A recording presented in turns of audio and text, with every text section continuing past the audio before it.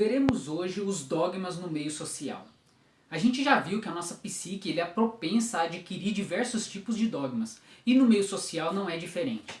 Existem variados tipos de dogmas em todos os espaços e hierarquias sociais. Hoje a gente vai começar a ver apenas a parte individual desses dogmas, esses dogmas que estão a níveis individuais, a níveis de ego. Todos aqueles dogmas que a gente tem sociais a nível de interações de consciências, a gente vai ver em outras partes quando eu começar a explicar os aspectos básicos da política, né? Que a política seria a interação entre consciências. Bom, mas no aspecto individual, qual é o principal dogma que nós temos? Um dos principais dogmas que nós temos é justamente aquela imagem que a gente tem de nós mesmos. Tá? Então talvez o principal dogma raiz nosso seria exatamente esse processo de se ver como um indivíduo nesse mundo. E quando eu falo isso, eu não estou dizendo que não exista um mundo externo a nós, mas lembrem que tudo que a gente consegue observar, tudo que a gente consegue conhecer, está dentro do nosso crânio.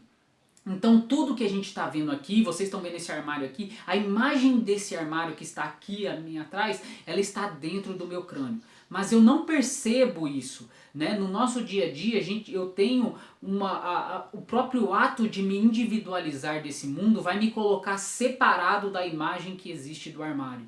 Então, esse ego, essa imagem que a gente tem de nós mesmos como uma coisa separada de tudo aquilo que a gente experiencia, ela já é parte desse ego. Ela já é falaciosa e nos auto-engana a todo momento, como a gente já viu em diversos vídeos aí pra trás. E se você não viu o vídeo Quem Sou Eu e o vídeo do livre-arbítrio, vejam eles aí, certo? Que a gente já demonstrou mais profundamente essas questões. Mas por agora perceba que essa individualização ela cria diferentes níveis de dogma e ela própria é um dogma. Tá? Então a gente tem esse dogma, a gente tem essa crença máxima de que eu existo separado do mundo. Tá? Então, eu sou eu, o mundo é o mundo. Só essa distinção entre eu e o mundo, essa distinção já é um dogma, porque a gente encara isso como a mais pura verdade, a gente encara isso com a crença máxima. Tá? Então esse dogma está enraizado lá nas nossas profundezas e talvez seja o principal dogma. Tá? Que algum dia a gente tem que combater. Algumas religiões falam que a gente tem que combater isso, mas enfim, talvez seja o dogma mais enraizado que a gente tem.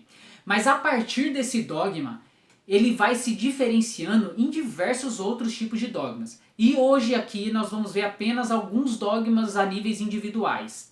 Bom, um dos principais dogmas a níveis individuais que estão contidos nesse ego é o dogma de que nós somos bonzinhos. Nós fazemos parte do bem. E tudo aquilo que está fora do nosso grupo, que a gente coloca como se a gente fosse um grupo, né? Tudo aquilo que está contra nossas ideias, a gente coloca como se fosse o mal e que vai contra os princípios da vida e assim por diante. Então a gente se encaixa, todo mundo se encaixa entre uma visão do próprio eu como um eu bonzinho, como um eu salvador, como um eu bom. Tá? Ninguém se acha uma pessoa má, tal. Você pode até falar que alguns se acham uma pessoa má, mas no fundo, ele está sendo simplesmente estiloso, ele está sendo revolucionário, sei lá. Né? Então ele está indo contra a hipocrisia social. Então essas pessoas que gostam do lado mal, mas não é por causa do lado mal, eles gostam de ser contra a hipocrisia social, certo? Então eles se vestem de uma roupagem de contrário ao que todo mundo fala de bem.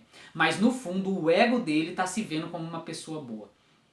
Bom, uma das principais coisas disso, a gente já viu, eu já mostrei pra vocês, né, o experimento do escoteiro, onde o nosso próprio DNA faz a gente escolher um grupo e a gente é condescendente com todos aqueles que estão no nosso grupo e a gente é extremamente hostil, né, e punitivo com quem está no grupo alheio. A gente vê muito bem isso, né, no estágio de futebol.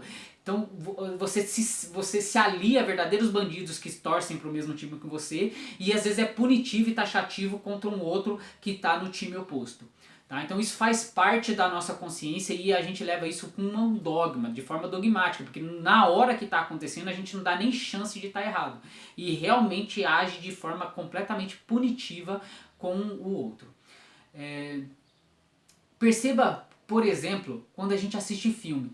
Todo mundo se identifica com os mocinhos do filme. todo mundo. Então todo filme que a gente vê, a gente se identifica com os mocinhos. Tá? Mesmo aqueles que falarem, ah não, eu gosto de tal bandido. Não, você gosta das qualidades daquele bandido. Você gosta de, apesar do bandido ter defeito, apesar dele ter vários defeitos, ele tem algumas qualidades que nenhum outro tem. Por exemplo, às vezes ele tem a qualidade de tocar o foda-se, né? De fazer o que tá. Então, você gosta daquilo. É aquela qualidade que faz você se achar no grupo dele.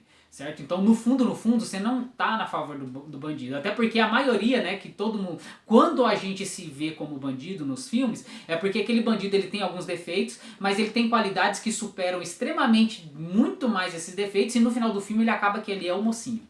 Tá? Então percebam isso. Bom, tem o famoso filme aí do Coringa, e muita gente vai se colocar ele como, ah, mas ele ficou mal por causa daquilo, e ele era uma pessoa boa, né, enfim... É isso, tá? Você sempre vai olhar, vai se identificar com alguma coisa de qualidade, você sempre vai se identificar com alguma coisa de boa para o mundo. Tá? Isso fica muito claro. E você vê bem, quais são as características do mocinho nos filmes? As características do mocinho são, eles são capazes de perder tudo que tem para salvar a dignidade de um terceiro que ele nem conhece. Eles são capazes de perder a vida para salvar a dignidade de um outro ou fazer alguma coisa que é importante apenas para os outros e não para ele. Ele é capaz de perder tudo que ele tem para ajudar o mundo. Isso é ser mocinho. E aí a gente vê no nosso dia a dia. Em que parte do nosso dia a dia a gente é mocinho? Em nenhuma parte. A gente não tem capacidade nem de brigar com um subchefe do nosso trabalho para preservar a dignidade de um terceiro ou de um colega de trabalho. A gente não tem, porque você tem medo de perder o emprego, você tem medo de ser demitido, você tem medo de não atingir a meta. Tá? Então simplesmente para atingir a meta você é capaz de enganar o próximo. Temos aí, né, por exemplo, lá essas pessoas que ligam, né, de telefônica. A pessoa que trabalha lá, ela é capaz de enganar uma pessoa só para atingir a meta dela. Elas vão te empurrar um monte de seguros, um monte de serviços que você realmente não quer e ela sabe que você não quer justamente para atingir a meta dela. Ou seja, só para atingir a meta dela, para ela ganhar mais no fim do mês, ela é capaz de enganar um outro que ela nem conhece.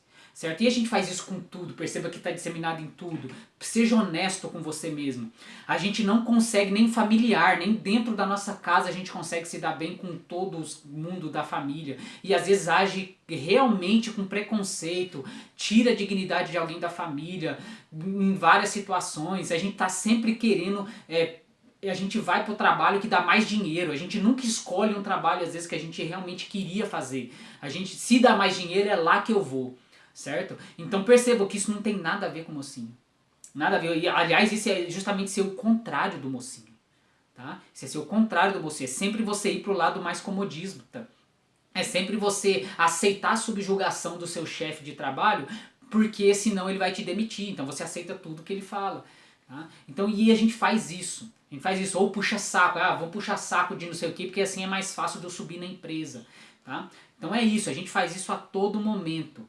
Certo? E percebam como isso não tem nada a ver com ser mocinho. Mas aí eu pergunto, então em que momento do seu dia você age igual ao mocinho do filme? Pois é, em quase nenhum. Em quase nenhum. Porque sempre quando a situação aperta, a gente sempre vai pro lado comodista. E o mocinho faz justamente o contrário. O mocinho, ele perde a vida para não ir pelo lado comodista. Olha só, ele perde a vida. A gente não consegue perder nem a meta. Você não consegue nem ficar sem a sua meta do mês para simplesmente ser digno com a pessoa que você está atendendo. Tá? E é isso. Então o que faz a gente sempre se ver como mocinho no filme? O que faz a gente sempre se ver como mocinho é o dogma que a gente tem de achar que a gente está do lado bom. Então quando a gente vê o mocinho do filme, ele está do nosso lado. Por quê? Porque a gente está do lado bom. A gente é uma pessoa boa, não é? A gente se julga uma pessoa boa, independente do que a gente faça. Até mesmo lá, assaltantes de banco vão falar que eles são bons. Por quê? Porque eles estão tirando dinheiro de um cara que é opressor, que é o banqueiro. Tá? Então eles vão deturpar a situação para sempre se colocar numa situação de que ele é bom. Tá? E o mundo é que é ruim, os outros é que são péssimos. Tá? Ele faz aquilo porque o governo é péssimo. Mas em nenhum momento você agiu diferente do governo. Né? É isso. Então a gente sempre se identifica com o mocinho, sendo que claramente a gente não é o mocinho.